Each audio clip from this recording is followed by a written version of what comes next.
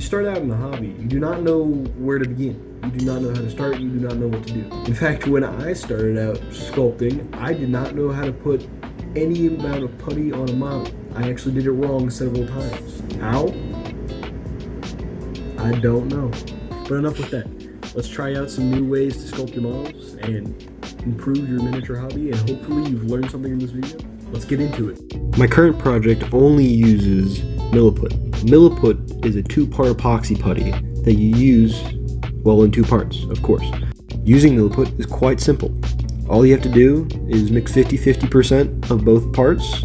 Mix Miliput thoroughly so that you don't have any excess material left in the putty that you cannot use and is not activated. And it won't harden. It's simple. But after you mix Miliput, you will start on the model. And here I'm going to use Miliput to fill in gaps. Filling in gaps is very easy with Miliput. When Miliput hardens, it is very sandable. And it can be very smooth. Unlike greenstuff, which nobody likes greenstuff. Let's be honest. It's just butt. It's butt. It's all it is.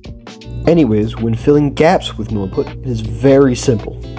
All you need is a sculpting tool. I like to use these silicone sculpting tools because they're quite easy to use. And you want to blend it into the surface because you don't want those gritty, nasty gaps. No one likes gaps. Gaps are awful. Let's be honest. Please, fill in your gaps. Miliput is so easy to work with because it's water soluble, unlike greenstuff. This means that you can use water and help blend the Miliput into your model so you can get rid of any gaps that you want. Here you can see me using Miliput for detail. I'm strapping a boat on this guy's back. It's freaking sick. But small details like this is very easy to use with Miliput. It can be really high in detail, or it can be like this, kind of low, but it adds so much to the model. And it's so easy to work with. All you have to do is just roll out a sausage of Miliput and strap it over somewhere and position it where you want. You have 3 hours of working time. You have plenty of time. Here I'm using Miliput to add detail to this guy's head. I'm going to try to make kind of like a jellyfish cap on this guy. Here I'm adding a base layer. This is important because this is just kind of identifies the shape of it. Here I'm going to show the good part about Miliput is that you can mix it with Miliput, of course. You can blend it together. Greenstuff is kind of hard to do that because it can always show where it starts and where it stops. Here I'm adding a large chunk of Miliput. This really shows how easy it is to blend. Just look at it. It's blending already. I barely even touched it. It's just perfect. It's beautiful. It's gorgeous. Gorgeous, I tell you. And another great thing is that you can use your finger to blend it in. Blend it in. I will warn you that it can get on your fingers and it's just kind of tacky afterwards. But don't worry about it. It's very easy to get off.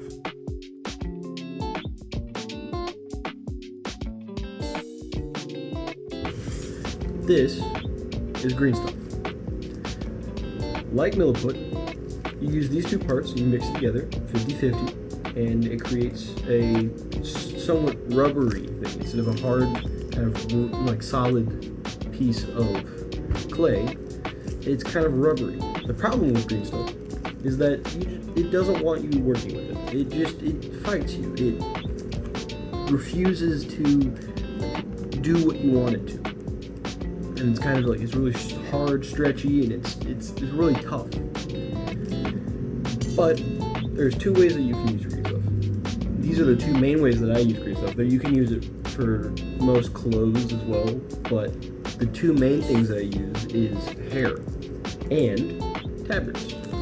Hair is it's actually really good to make hair. It's surprisingly good, but still it has its downfall. It's sticky. You need tools, of course. And then tabards, it's really good at making tabards, but trying to get it flat is the problem.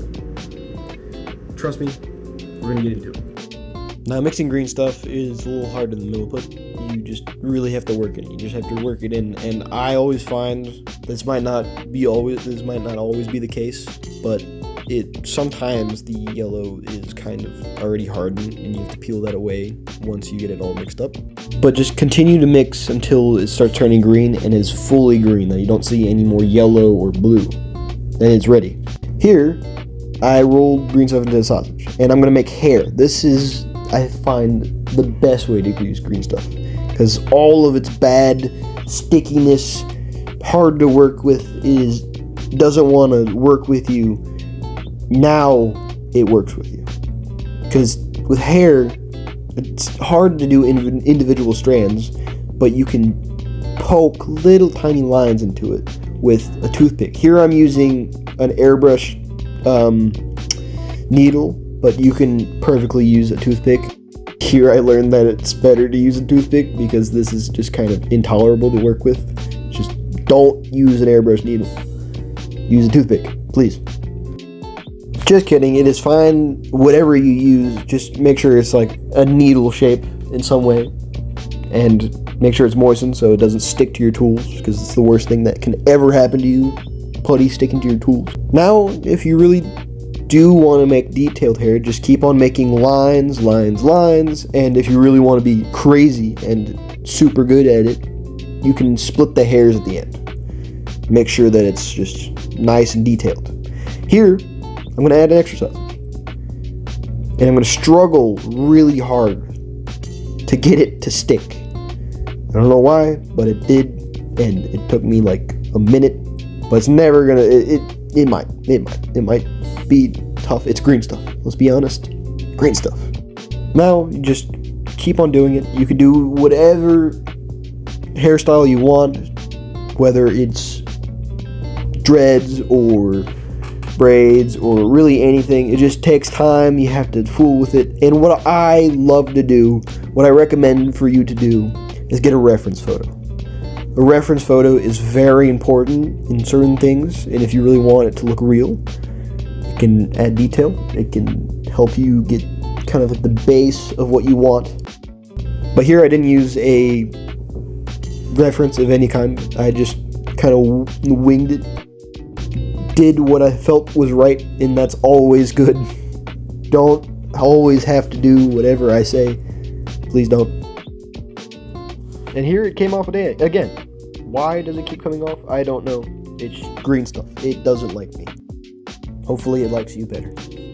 But you just keep adding detail, keep adding strands of hair. And it's easy to combine hair sausages, as I like to call them, because, well, green stuff doesn't like to mix with other green stuff, so it kind of adds an extra layer of hair. It kind of has segments. Here, I'm going to add more hair, and more hair, and more hair, and more hair. And it's just going to continue to look better and better as long as you kind of keep with the style of hair.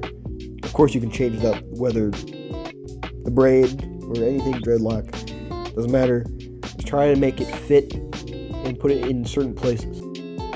Ta-da! Look at that. It looks great. It looks fabulous. And you can have it too. Here, I'm going to squish this green stuff. And the package that the green stuff comes in is anti-green stuff. It is non-stick, usually. So just kind of flatten it, and then it just kind of goes into the shape that you want it. Later we are going to cut it and fix it and do whatever we need to it to make it look beautiful. Squeeze! Since it is flat, now we can take it out of its little tiny package, and now we are going to do something great with it. We are going to compare it to the model. Make sure that it's kind of the right size, and you can tell us where we're going to cut it.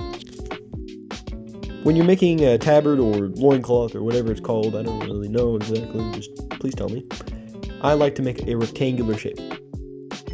Since it is stiff and it's easy to work with, we are going to make folds. Folds are important to make realistic things. Please make your folds, don't leave it as a flat piece. I've done that before and it looks so much worse.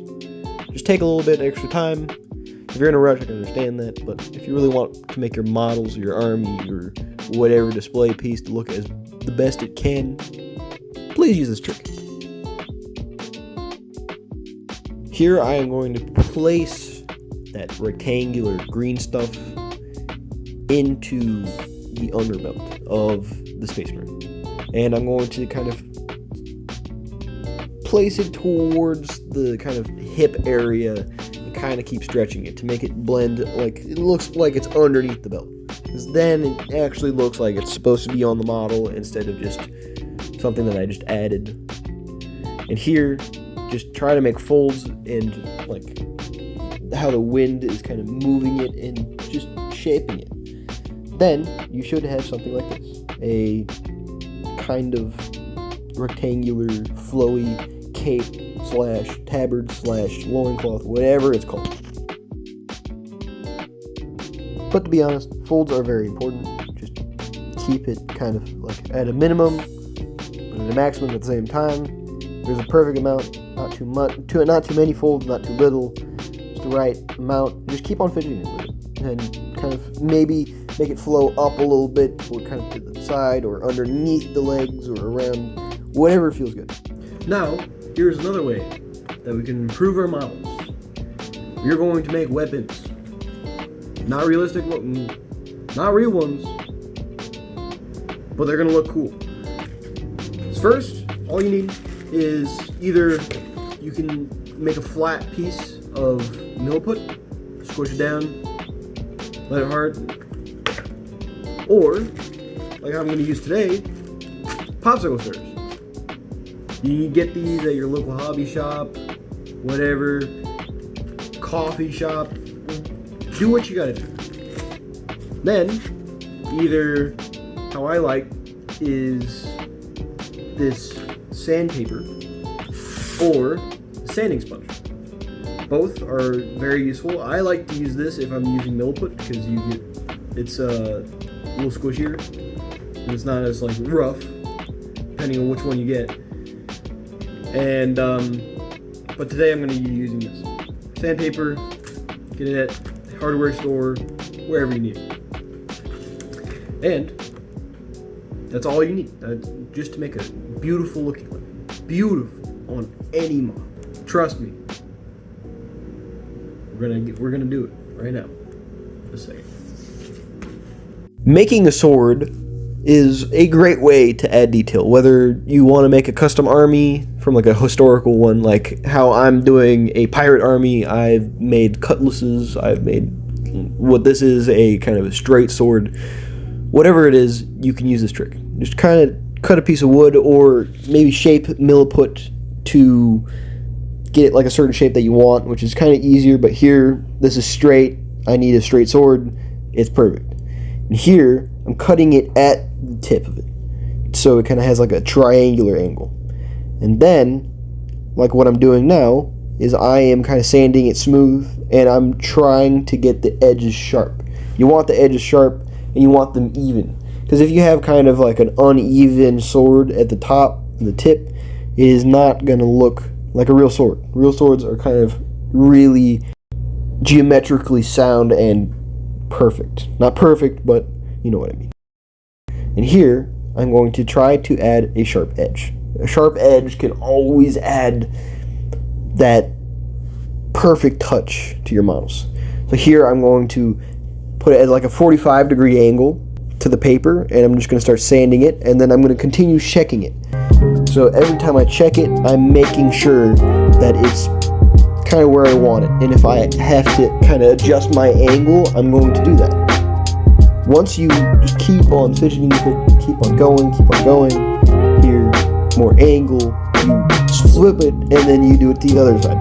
Then you keep on checking. You don't want to like not check, and then it's going to be ruined, and then you have to start all over, or you have to shorten it, or you have to do whatever.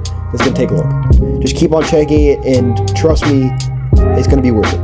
And here you can already see how it's kind of shaping into a sword. It's going to get sharp. Be careful. Don't make it too sharp. Don't make a weapon. Even though you're trying to make a weapon. Be careful, please. Look at this Miliput cutlass. It's adorable.